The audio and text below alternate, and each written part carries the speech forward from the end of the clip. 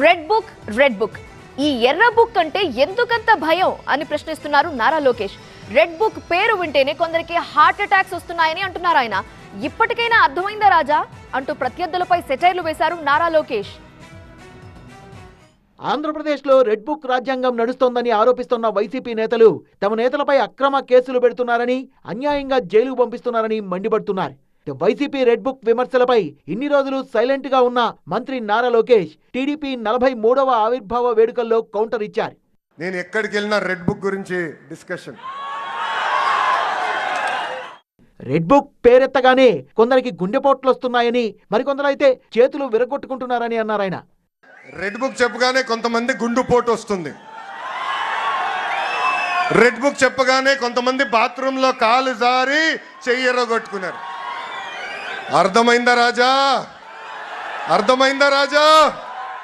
నా బిజినెస్ కి GST notice వచ్చింది. ఇప్పుడు ఏం చేయాలో అర్థం కావట్లేదు. ఇప్పుడే ఒక జిఎస్టీ ఎక్స్పర్ట్ తో మాట్లాడు. ఇప్పటికిప్పుడు జిఎస్టీ ఎక్స్పర్ట్ అంటే ఎక్కడ దొరుకుతారు? బాస్ వాలా బీ ద బాస్. టీడీపీ నేతల్ని భయపెట్టాలనుకున్న వాళ్లే ఇప్పుడు భయపడుతున్నారన్నారు మంత్రి లోకేష్. మన దైవాలయంగా భావించే తెలుగుదేశం పార్టీ కార్యాలయం పైన దాడి చేస్తే మీసాలు మిలేసి రండి, మేము ఇక్కడే నిలబడతామని చెప్పిన ఘనత ఒక తెలుగుదేశం పార్టీ కార్యకర్తలదే.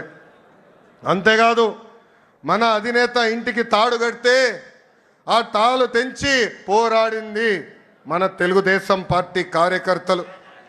క్లేమోరల్ మైన్కే భయపడని పార్టీ మనది. ఈ కామెడీ పీసులకు మనం భయపడతామా? తెలుగుదేశం జెండాను పీకేస్తామన్న వాళ్ళు అడ్రస్ లేకుండా పోయారన్నారు లోకేష్.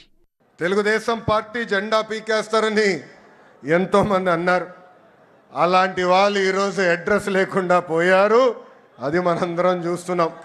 4 ఎమ్మెల్యే లాక్కుంటే ప్రతిపక్ష హోదా ఉండదని చెప్పిన వ్యక్తికి ఈరోజు ప్రతిపక్ష హోదా లేకుండా చేసిన ఘనత తెలుగుదేశం పార్టీది. చివరికి ప్యాలెస్లు కూడా మనం బద్దలగొట్టాం. మరో 40 ఏళ్ల పాటు పసుపు పార్టీకి ఏపీలో తిరుగులేదన్నారు మంత్రి లోకేష్.